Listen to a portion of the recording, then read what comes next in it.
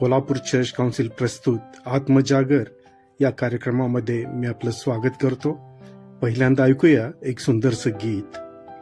धावत आली बगर जनी द्वात जगा टाकीत भरुनी धावत ये तू झाली सदया ये प्रभु मज सहरा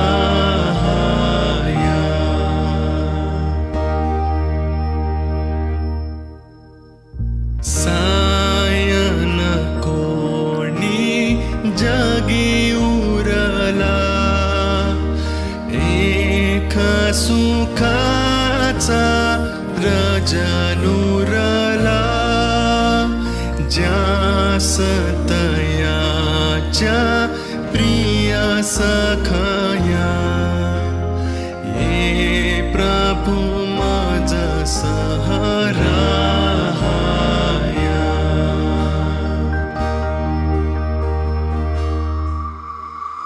दर्शन किंवा वचन पुरे मी कधी ऐसे म्हणत न रे. कोल्हापूर चर्च काउन्सिल प्रस्तुत आत्मजागर या दैनंदिन मननामध्ये मी रेव्हरंट अमोल भानुदास कदम आपणा सर्वांचं स्वागत करतो. आजचा विषय आहे 11 सप्टेंबर. शास्त्रभाग आहे लूककृत शुभवर्तमान याचा 13वा अध्याय 1 ते 9 ही वचनं. आजचं मुख्य वचन आहे, रागाच्या आवेशात मी आपले तोंड तुझपासून क्षणभर लपवले, पण मी तुझवर दया करीन, तुझवर मी सर्व काळ प्रसन्न राहीन, असे तुझा उद्धारकर्ता परमेश्वर म्हणतो. यशया 54:8. 11 सप्टेंबर 2001 रोजी मी आणि माझी पत्नी न्यूयॉर्क व वॉशिंग्टनला भेट देणार होतो. न्याहारीनंतर आम्ही टी व्ही समोर बसलो असता त्या सकाळी 9 वाजता अमेरिकेतील हजारो लोकांचे काय झाले व आम्हाला परमेश्वराने कसे वाचवले याचा विचार मनात येऊन एकाएकी आमचे डोळे भरून आले. अमेरिकेतील बहुतेक सर्व ख्रिस्ती सुवार्तिक हे त्यांच्या राष्ट्रावर परमेश्वर क्रोधित झाला आहे ह्याबाबत सहमत होतील.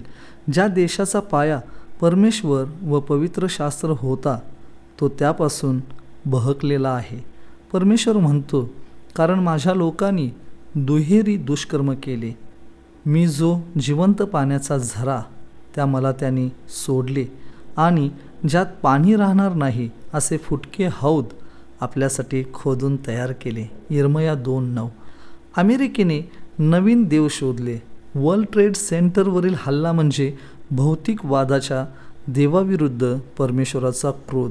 जेव्हा शिखरावरचा अँटेना कोसळला तेव्हा मनोरंजनाच्या दैवताला परमेश्वराने फटकारले. पेंटागॉनवरील हल्ला म्हणजे लष्करी सामर्थ्यावर अवलंबून असण्याला दटावणी. विमानाचे अपहरण सांगते की आम्ही तांत्रिक प्रगतीची घमेंड मिरवू नये. आता अशी वेळ आली आहे की जे अमेरिकेच्या नाण्यावर कोरले आहे, देवावर आम्ही विश्वास ठेवतो. In God we trust. ते लोकांच्या अंतःकरणावर कोरले पाहिजे. शल्मोन राजा ह्या भूतलावरील एक अतिसूज्ञ व अतिश्रीमंत मनुष्य होता. तो म्हणतो, तो आपल्या अगदी मनापासून परमेश्वरावर भाव ठेव, आपल्या बुद्धीवर अवलंबून राहू नको. नीतिसूत्रे 3 अध्याय 5वं वचन. जगात प्रचंड ताकद असलेला हा एकच देश.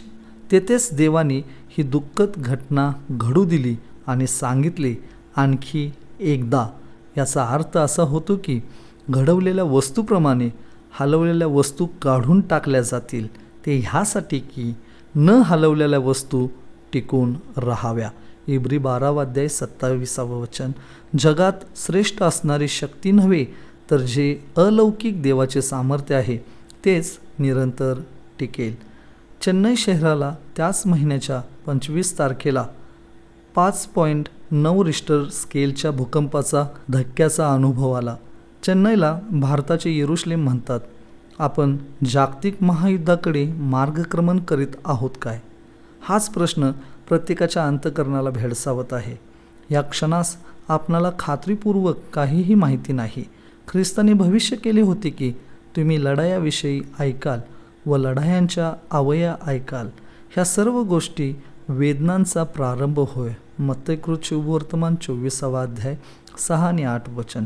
तथापि आपणास बोध करण्यात आला आहे की सर्व नेत्यांसाठी प्रार्थना करावी, जेणेकरून आपण शांतीचे व स्वास्थ्याचे असे आयुष्यक्रमण करावे. 1 तिमोथी 2 अध्याय 12 वचन. लष्करी सामर्थ्य अथवा आर्थिक सत्ता ह्यात सुरक्षितता नाही.